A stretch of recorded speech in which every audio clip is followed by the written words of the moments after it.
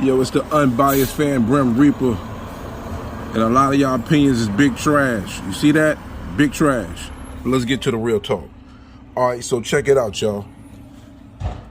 I'm going to go ahead and mention this because I felt this was the case, and it looked like it may be the case, and I'm hoping that I'm correct, because at the end of the day, I'm a fight fan, and I want to see the best fights.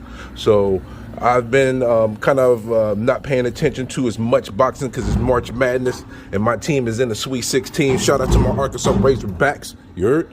But let's get to this. So, couple things I just wanted to talk about real quick. So, Benevidez versus Plant. There's tickets still available for the fight, I'm hearing. And, you know, at the end of the day, it's a good fight. I do feel like it's 3 years too late because they both had belts and they should have fought for unification, which would have been a bigger match at that time. It's a good fight, but I always stated that it's not main event pay-per-view $80 by itself. It's a great co-main for a card that, you know, that has a fight that's a little bit just bigger than that fight. That's my opinion. And now, I don't think it's going to do horrible numbers like some people say it's only going to do 60,000. No, it's enough vitriol between the two where the numbers will do pretty decent. But these people talking about it's going to do 350,000. I don't see it. The buzz is not that big for the fight. It's a respectable little buzz. But I'm thinking 140 to 175K for the fight. I do think Plant will win by decision, but if Plant is not disciplined or his gas tank does not run like it's supposed to, when we get into those deep waters, the 9th to 12th round, Benevidez can put him on the canvas and send him out of here. But I'm thinking Plant is very focused, and Plant is a better overall boxer. But again, when you're dealing with a boxer facing a pressure fighter, if the boxer does not do his job properly, he will end up eating that canvas. But I do have Plant by decision, not very confidently, but I do have him by decision. All right, so on to the next thing. Spence, Terrence Crawford. So, you know, a lot of Crawford fans might not be happy about what I'm about to say, but I'm going to tell you this, and I do believe this is fact. Spence never wanted to fight Thurman, and the reason why the rumor came out with 154 is because Spence only would fight him at that because he didn't want to give him a chance for the belts. That was completely out of spite. I don't think because he can't make 147, because he has not proven that he could make 147 at this point. So, and then he made a tweet. Hey, you know, I'm not apologizing for my inactivity. I don't think that's necessarily a good thing. But then he said, hey, maybe you'll understand it all in a few weeks. To me, that's signaling Terrence Crawford versus Errol Spence. And I do think it makes sense to make the fight for July or August.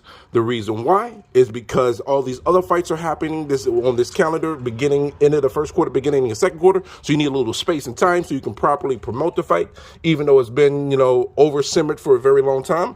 But I do personally feel that is the fight that is going to be made. I am hoping that is the case, but I am not getting my hopes up.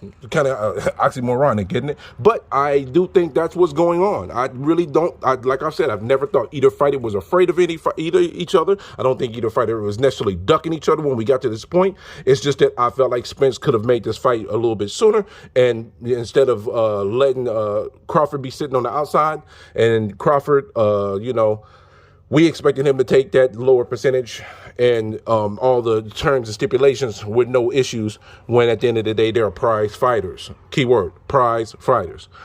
Put some respect on both of these guys' name. I hope this fight does be the fight that's announced, and all the doubters that think the fight is not going to happen, I hope these two fighters step up to the plate and is taken care of, and we get a chance to see the biggest fight in boxing, because to me, it is the biggest fight in boxing. I don't give a damn what none of y'all say, because I think they're going to put more time into that promotion than they are doing with Ryan Garcia and Tank Davis. And don't get me wrong, Ryan Garcia and Tank Davis is a good fight. Very, very good fight, but it is not a fight for supremacy of boxing.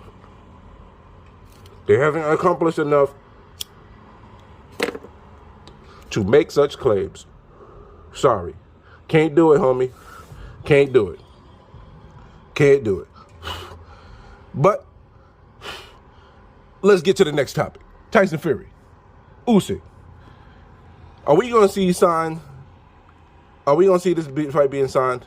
I personally think Fury has been bullshitting, trying to get the date pushed back because he wasn't ready for the fight. And there's rumors of other things too, but I'm not going to speak on those because I didn't research it enough to know. But all I know is this. If I don't see something signed in the next week, I don't anticipate this fight happening for April, and then we're going to be dealing with another issue of negotiations, litigations, and potential mandatories. So I hope Fury gets over the bullshit and actually starts trying to fucking wiggle around and weasel around and just go ahead and get the fight signed. And they're quiet right now, which is good. So stay the fuck quiet and make the next announcement that the fight is April 29th, and then we get a chance to see Undisputed at heavyweight. And with that noted, that is the end of my time giving y'all this boxing recap. It's a lot of other shit going on, but I don't got fucking time for it. Y'all have a wonderful one. And this is the Unbiased Fan Brim Reaper signing out.